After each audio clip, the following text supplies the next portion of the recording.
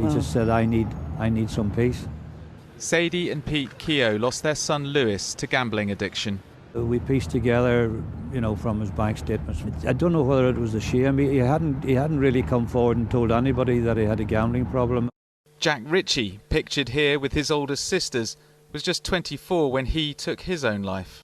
He told us that he'd been gambling and that he was really upset about it and that he was very anxious about it and that he wasn't sleeping. But we didn't know that those are the symptoms of a serious gambling disorder that can result in death.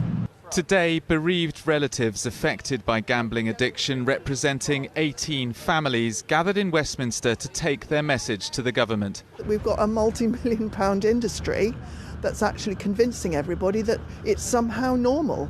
That's what happened with tobacco 40 years ago, 30 years ago, and look how long it took. Generations of people, millions of people died because of that lobbying. We're in the same situation now. Figures endorsed by Public Health England suggest more than 400 problem gamblers take their lives in England alone every year, around a fifth of all suicides. Campaigners say Gambling Commission investigations are too narrow and only focus on whether gambling companies have broken specific rules. We want the investigation to be not only if companies have broken the law, but also to inform regulation so that lessons can be learned from each death.